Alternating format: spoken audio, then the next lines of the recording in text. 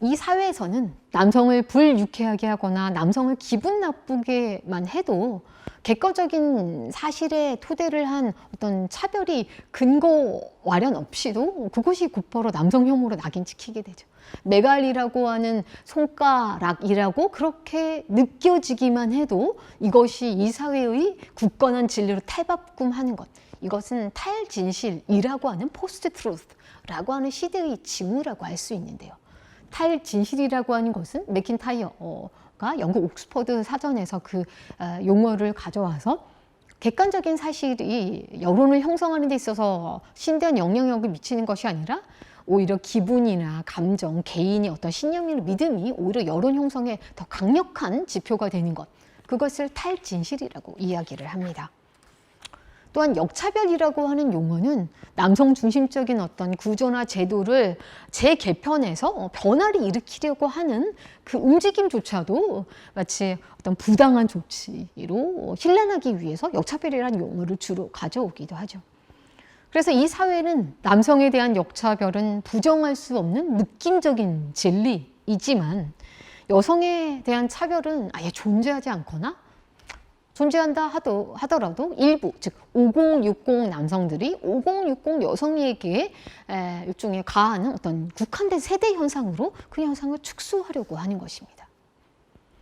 이처럼 탈진실이라고 하는 것은 여론 형성하는 데 있어서 객관적인 어떤 사실이 그 영향력이 덜하다라는 것을 의미하는 것뿐만 아니라 이론적인 틀이 훼손되어서 누군가의 특정한 경험이나 현상이나 사건들을 아예 이해하기 불가능하게 만드는 것도 탈진실이라는 것이죠.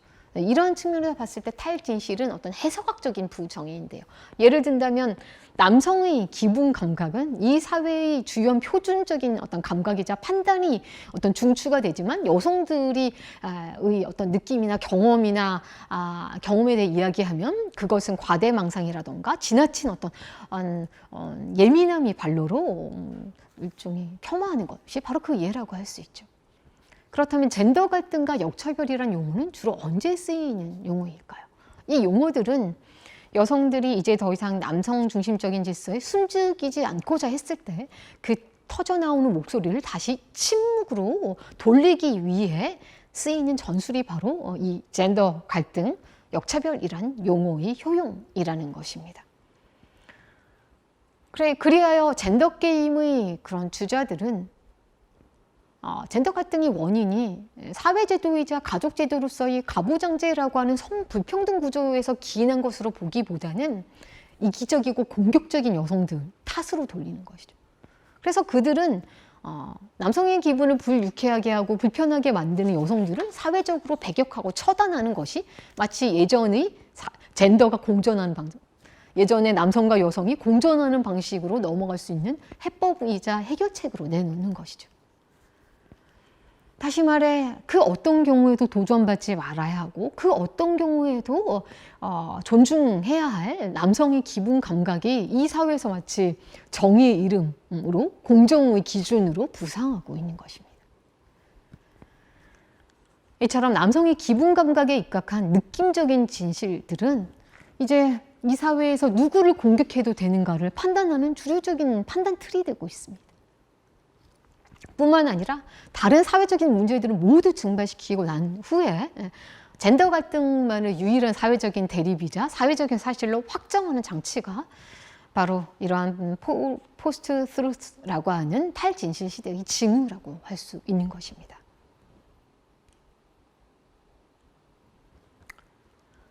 젠더 게임의 주자들은 여성 혐오주의자이기 때문에 여가부 폐지를 외친다던가 페미니스트 사냥한다라고 이야기한 적이 한 번도 없습니다.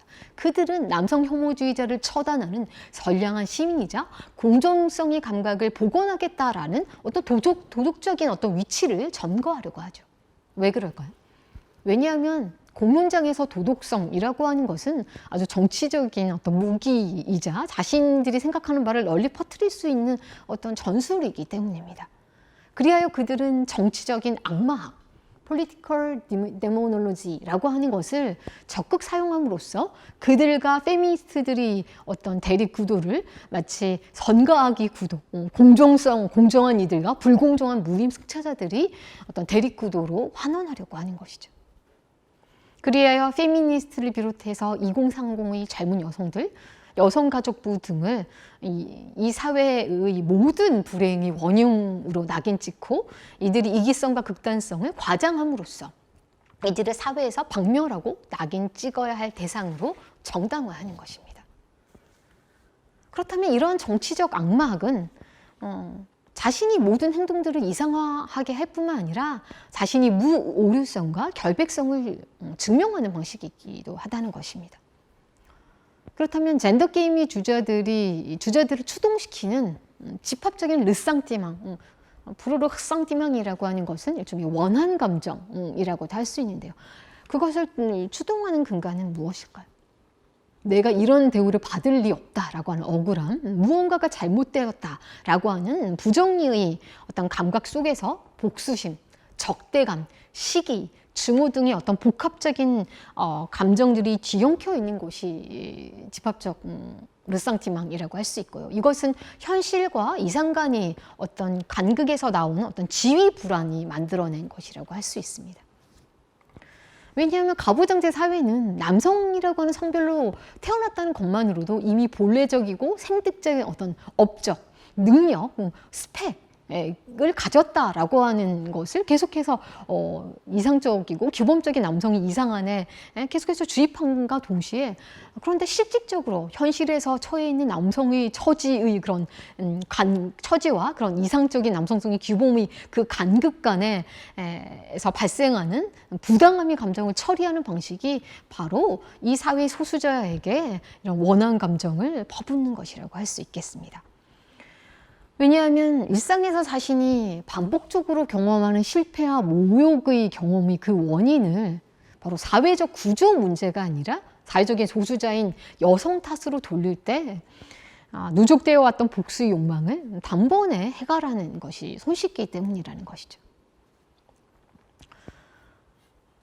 즉 사회적 소수자, 즉 누굴 공격해도 되는가라고 했을 때 여성, 페미니스트 라고 하는 이들을 공격받아 마땅한 이 사회의 비인간화된 타자, 괴물로 악마화했을 때 이제 마음 놓고 그런 자신이 느꼈던 불안과 좌절의 감정, 복수심의 감정을 그들에게 투사하는 것이 사회적으로 허용되기 때문입니다.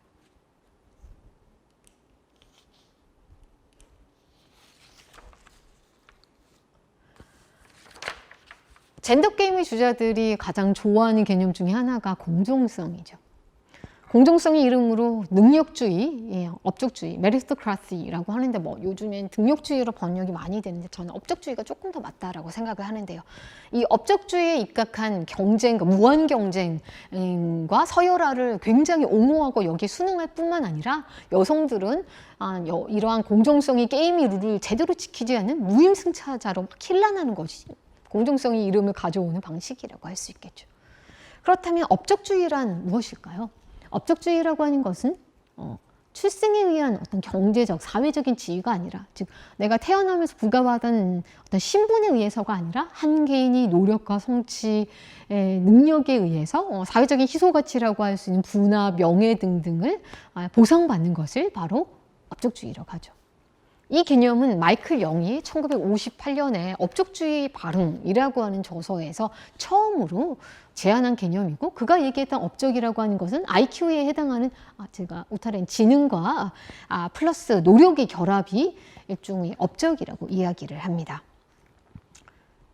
그런데 여기서 이 사회에서 어떤 능력을 업적이자 보상받을 만한 가치가 있는 것으로 판단하는 것은 누구일까요? 개인이 이것을 결정하는가 아니면 이 사회적 시대적 맥락이 이것을 결정하는가? 이 사회에서 모든 노력이 다 보상받고 모든 노력이 다 권장되는 건 아닙니다. 어떤 노력은 회피되죠. 어떤 것에 대한 노력이나 열망을 갖고 추구하는 것은 일종의 비합법적인 것으로 여겨지기도 한다라고 했을 때 모든 노력이 다 보상을 받는 것이 아니라는 것이죠. 그렇다는 얘기는 이 사회에서 내가 어떤 것에 대한 것을 능력으로 인정받아서 보상받고 있다는 것 자체가 개인이 선택할 수 있는 문제가 아니라 이미 자신이 선택할 수 없는 일종의 사회적이고 시대적인 맥락에 의존해 있다는 것을 뜻한다는 것이죠.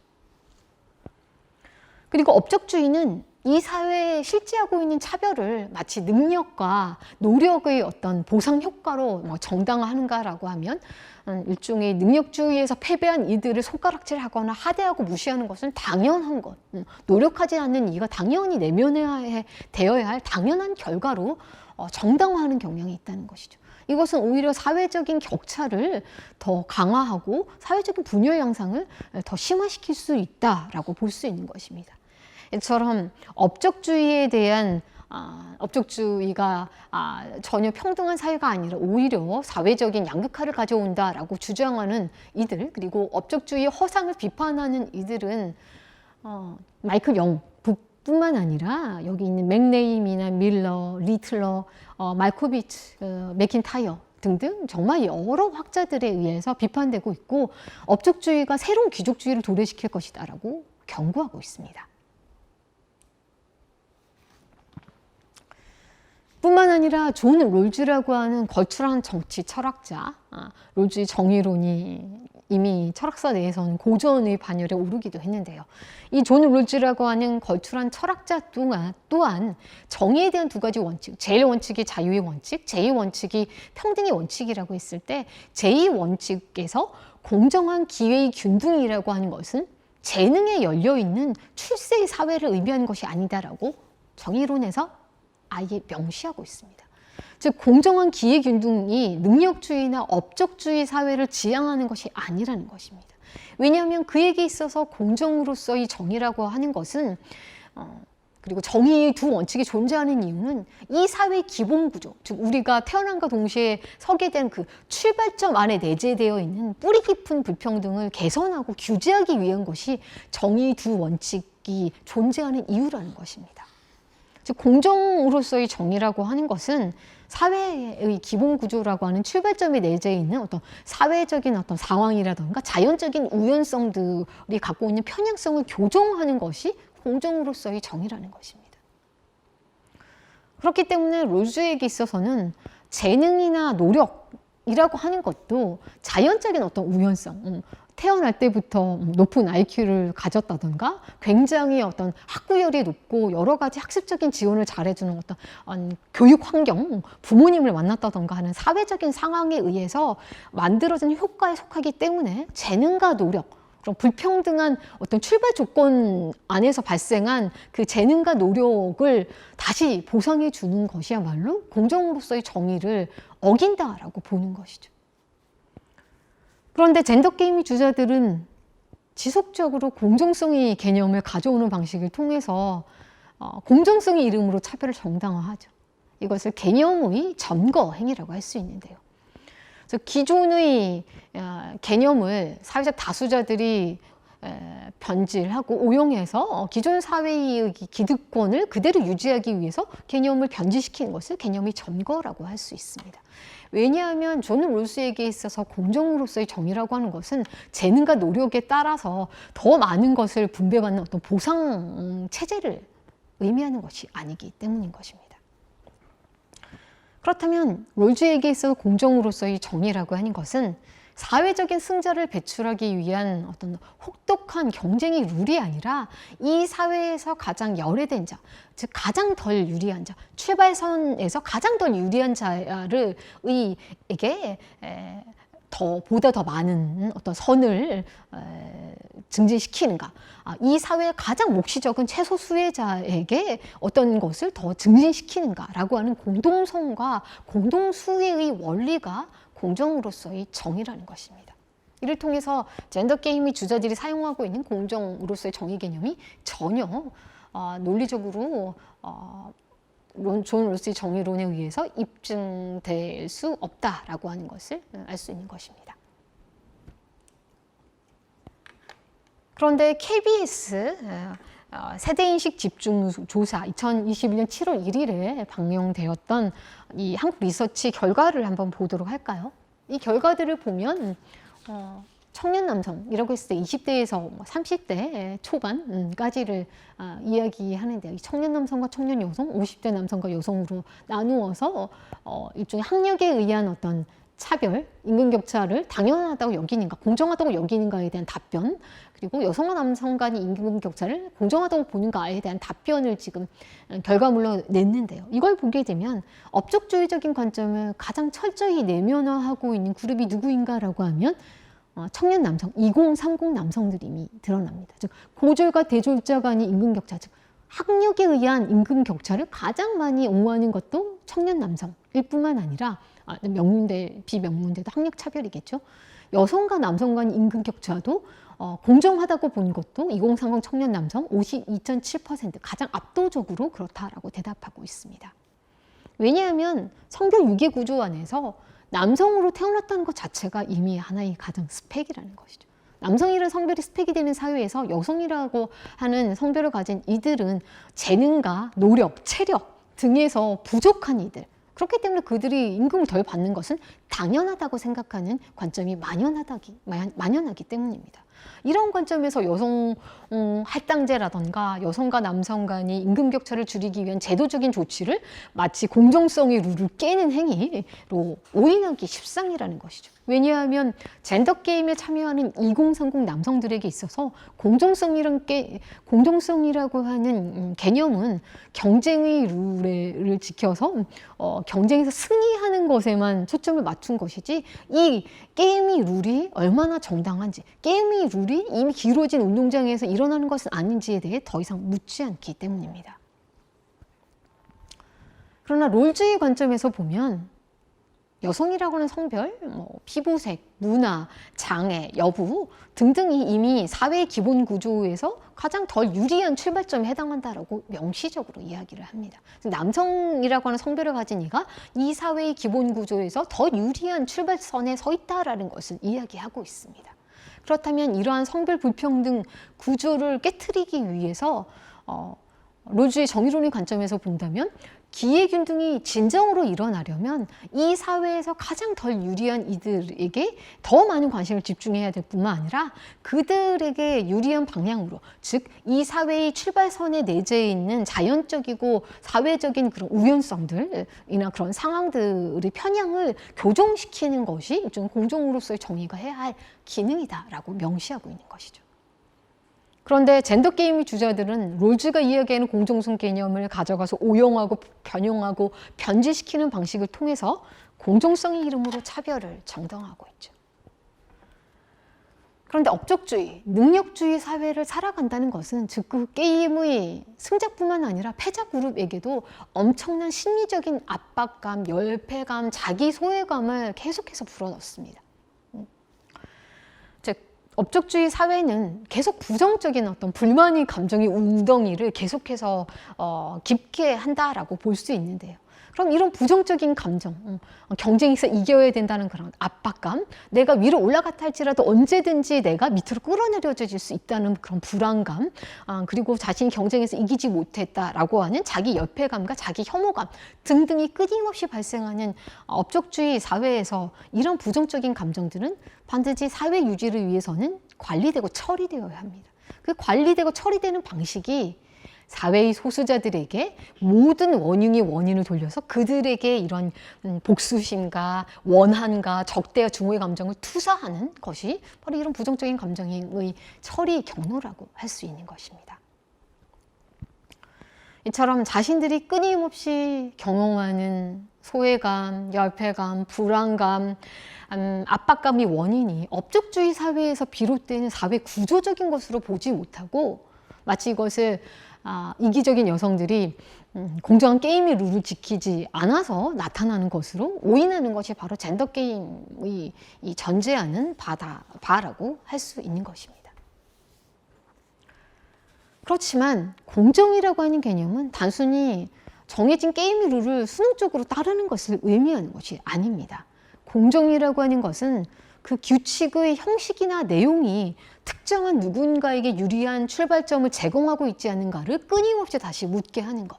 그래서 규칙의 내용과 형식을 보다 공정한 방향으로 재조정하고 재수정하는 데 열려 있는 것. 그런 문제의식을 받아들이고 규칙을 변형시킬 수 있을 뿐만 아니라 때로는 그 게임의 그 판 자체를 다시 짜는 것. 그것이 공정성이라는 것입니다.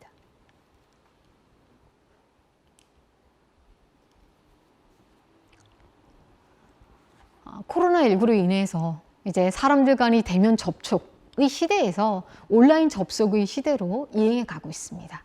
이런 비대면 연결성이 증가는 일종의 젠더 게임의 판을 더 키우고 있고 더 그 속도의 진척도를 가속화하고 있다고 볼 수 있는데요. 직접적인 대면을 통한 유대 경험이 낮아지면 낮아질수록 온라인 연결성에 대한 어떤 연결성의 강도와 속도에 대한 열망은 더 높이 올라가게 되는 것인데요. 바로 이것이 정치적인 부족주의를 만들어낸다는 것이죠. 정치적 부족주의는 에이미 추아라고 하는 미국의 학자가 2018년에 political tribalism이라고 하는 용어를 통해서 제안을 하기도 했는데요. 이때 부족이라고 하는 것은 일종의 국가라고 하는 스테이트가 만들어지기 전 단계일 뿐만 아니라 어떤 정치적이고 사회적인 관점이 동질적인 어떤 그룹을 뜻하는 것이 정치적 부족주의입니다. 이 정치적 부족주의가 활성화되는 이유는 온라인 연결성 안에서는 우리는 따로 또 가치 있는 경험을 할 수 있다는 것이죠. 물리적으로는 분명히 떨어져 있지만 언제든지 어떤 정치적인 신념이나 믿음이나 감정을 중심으로 급속하게 결집할 수 있다라고 하는 간편성에 의해서 일종의 정치적 부족주의가 나날이 활성화되고 있습니다. 저는 이러한 정치적 부족주의를 이제 제 방식으로 재정의하도록 하겠는데요. 정치적 부족주의는 첫 번째로 감정적이고 신념적인 영토를 공유하고 있는 집단인가. 두 번째로 자신이 속한 그룹이 절대적으로 옳고 정의롭다라고 하는 어떤 맹목적인 어떤 믿음이 있는가. 세 번째로 자신과는 다른 그룹에 속한 외부인에 대한 엄청난 철저한 배격과 처단을 하는 어떤 배타성으로 특징 지어지는가. 네 번째가 자신이 가장 억울하고 부당한 상태에 있는 집단이라는 확신에 의한 그룹 집계 방식인가라고 하는 것이죠.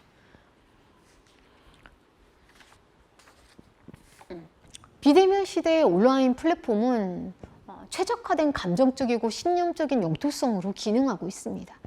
그래서 각자가 갖고 있는 어떤 편견들에 대해서 어떤 도전을 한다던가 문제 제기를 하는 것이 아니라 오히려 서로가 갖고 있는 편견이나 그런 통념들을 서로 확인해주는 어떤 상호 수동적인 어떤 네트워크의 유아론적인 공동체를 촉진하는 것이 정치적 부족주의 특징입니다. 정치적 부족주의는 또 다른 말로 네트워크 나르시시즘이라고 할 수 있는데 이 말이 무엇인가라고 하면 정치적 부족주의에서는 자신이 느끼는 것, 믿는 것을 결코 붕괴시키거나 흐트러뜨리고 싶지 않습니다. 그렇기 때문에 자신과 의견이 비슷하거나 자신과 동질적인 그룹들과의 그런 제한적이고 선택적인 어떤 교류만을 강화하는 방식을 통한 어떤 동정 선호를 통해서 자신이 갖고 있는 의견만을 계속해서 피드백해주는 그런 메아리방 효과를 강화하는 방식으로 확증 편향을 강화하고 있기 때문입니다.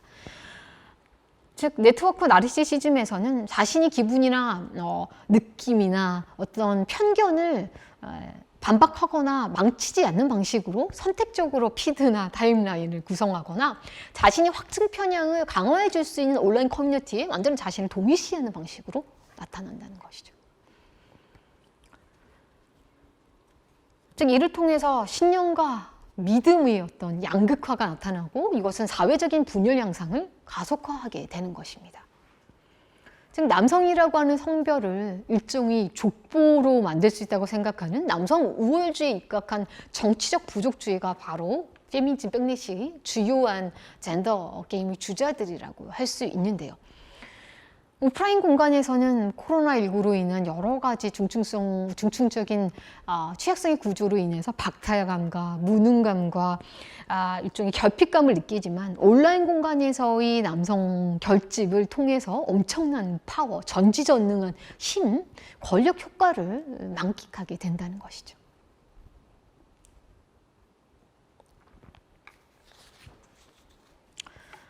이런 정치적 부족주의는 남성 혐오라고 하는 존재하지 않는 개념을 마치 실제하는 것처럼 만들기 위해서 객관적인 현실을 조작하는 것도 서슴지 않습니다. 마치 게임에서 미션을 하나하나 클리어해 나가는 방식으로 여성 혐오적인 마녀 사냥이 진행되는데 크게 세 가지 절차로 나누어집니다. 첫 번째가 무엇인가라고 하면 일단 공격 타겟으로 여성 개인이나 어떤 단체를 딱 집어서 일종의 페미니스트나 혹은 남성 혐오주의자로 모을 수 있는 여러 가지 정황 증거들을 모으죠. 그런 후에 일종의 엄청난 강도로 온라인 오프라인 공격을 감행합니다. 두 번째가 그 여성 개인과 그 단체의 공식적인 사과. 우리가 잘못했다. 그래, 나 남성주의자다. 남성주의자 아니다. 나는 페미니스트 아니다. 라고 하는 사상 검증을 통해서 무릎을 꿇게 만드는 방식. 세 번째가 여성 개인이나 단체가 성취한 성과물들을 박탈하는 방식을 통해서 이 사회에서 이들의 사회적 죽음을 선고하는 방식으로 이루어져 있다는 것이죠. 즉, 이 모든 이 단계들이 마치 각 단계에서 미션이 완수되면 그 다음 단계로 넘어가는 것처럼 보상이 주어지는 것과 같은 양상으로 여성 혐오가 이제는 게임화된 메커니즘의 양상으로 치닫고 있다는 것입니다. 그리하여 공격받아 마땅한 남성 혐오주의자를 색출해내기 위해서 인터넷 용어로, 인터넷 밈으로 널리 쓰이던 단어들이 갑작스럽게 여성 커뮤니티가 여초 커뮤니티가 많이 쓴다라고 하는 억측만으로도 갑자기 남성 혐오 단어로 그 유래가 탈바꿈하는 현실 조작을 감행합니다. 일부 남초 커뮤니티 구성원들 중에서는 이것을 정말 진지하게 믿는 이들도 있지만 대부분들은 이게 억지로 까는 행동인 것도 다 알고 있습니다. 그럼에도 불구하고 이거 사실 아니잖아 라고 나와서 현실을 정정하는 것보다 그냥 가만히 관전하거나 동조하는 걸 통해서 남성 커뮤니티가 만들어낸 그런 억측에 입각한 프레임에 이 사회 전체가 걸려드는 것에 의해서 엄청난 효능감과 권력 감각을 쾌감을 공유하게 되는 것이죠. 뿐만 아니라 젠더 게임의 주자들은 억측과 음모론, 정말 페이크 뉴스에 입각한 이러한 말도 안 되는 이 세계관을 마치 언론에서는 새겨들어야 할 것처럼 생각해서 그냥 일방적인 받아쓰기에서 공론장에 들여오게 하는가 하면 페미니즘 이슈를 다룬 기사에 공격차표를 찍어서 여론 선동, 댓글 선점을 하는데요. 그들은 일종의 2030 남성 일부는 이것을 여론 정화라고 부르죠. 여론 선동뿐만 아니라 여론을 정화해서 일종의 남성 혐오를 실제하는 것으로 내가 입증하겠다. 남성 혐오주의자 우리가 처단해서 공정성의 감각을 부활시키겠다라고 이야기하는 것이죠. 그랬을 때 왜 이 행태가 굉장히 문제적인가라고 하면 안티페미니즘적인 정서, 모든 사람들은 페미니즘에 대해 손사래를 치면서 그것이 낙인 범주라고 여기는 것처럼 만들도록 여성 혐오적인 통념을 이 사회의 유일한 어떤 표준적인 감각으로 오인시킬 뿐만 아니라 여성 혐오적인 행동을 했을 때 그 행동에 대한 사회적인 책임을 반드시 져야 함에도 불구하고 집단으로 몰려가서 여론을 선동하거나 댓글을 조작하거나 사회적인 어떤 사실을 얼마든지 조작을 해서 그 책임을 전가할 수 있다라고 하는 어떤 집단적인 남성 권력의 힘을 과시하는 방식이 바로 이러한 일종의 게임화된 메커니즘이 여성 혐오가 진행되는 방식이라는 것입니다. 왜 이들이 이것을 가능하다고 생각하는가? 얼마든지 자신들을 기분 나쁘게 하면 얼마든지 존재하지도 않는 사회적인 사실을 창조해낼 수 있는 이런 상징적인 권력을 자신들이 갖고 있다라고 하는 그 신념에서 이런 행동 양상, 집단 행동 패턴이 일어나는데 이것이 가능한 이유는 여태까지 승리해온 승리 경험의 누적치 때문인 것이죠. 나아가 특정 여성에게 남성 혐오주의자라고 하는 프레임을 씌워서 엄청난 강도의 일종의 공격, 온라인 오프라인 공격을 하는 것이 소위 말해서 콘텐츠가 되고 놀이가 되고 돈이 됩니다. 특히 1인 미디어 방송, 뉴미디어 환경 안에서는 조회수와 구독자 수가 즉각적인 수익 구조로 이어지기 때문에 얼마나 더 자극적인지에 따라서 일종의 소위 말해서 그 콘텐츠가 성공하느냐 하지 않느냐 여부도 달려 있습니다. 그렇기 때문에 혐오의 놀이화가 곧 돈이 된다는 것을 인식한 1인 미디어 방송, 크리에이터 등을 중심으로 해서 여성 페미니스트의 신상을 공개한다던가 사이버 불링을 한다던가 온라인 테러뿐만 아니라 그 여성이 속한 기관 앞에서 뭐 시위를 한다던가 그 여성의 사진을 대문짝만하게 인화해서 그 사진을 들고 모욕하는 어떤 시위를 하는 영상을 찍어내기도 합니다. 뿐만 아니라 남성 혐오를 하고 있다고 일종의 주장되는 단체나 그런 기업들 앞에서 뭐 시위를 한다던가 온라인 오프라인 공격을 압박 행동을 조직화하는 영상을 만들어내면 엄청나게 그 일종의 대박 콘텐츠가 돼 소위 말해 조회수 폭발하는 콘텐츠가 된다는 것을 그들은 이미 알고 있다는 것입니다. 즉 혐오 콘텐츠의 비즈니스화의 구조가 이제는 너무나 당연하게 여겨지고 있다는 것이죠. 그래서 유튜브 세대라고 불리는 현재 많은 사람들은 유튜브 세대라고 했을 때 단순히 10대, 20대의 디지털 네이티브뿐만 아니라 5060의 중장년층도 많은 경우 일종의 유튜브를 통해서 정보나 여러 가지 정치적인 견해들을 많이 참조한다라고 이야기를 하는데 이런 유튜브 세대들에게 있어서 이제 오히려 여성 페미니스트의 얘기보다도 더 중요한 게 유튜브 크리에이터, 1인 방송 크리에이터의 말이 훨씬 더 공신력 있는 것처럼 여겨지고 있는 것이 사실이기도 합니다. 이처럼 여성 혐오는 이제 더 이상 온라인 공간에만 있는 것이 아니라 온라인 공간과 오프라인 공간을 오가면서 그 확산세와 강도를 증폭시키고 있는 것입니다.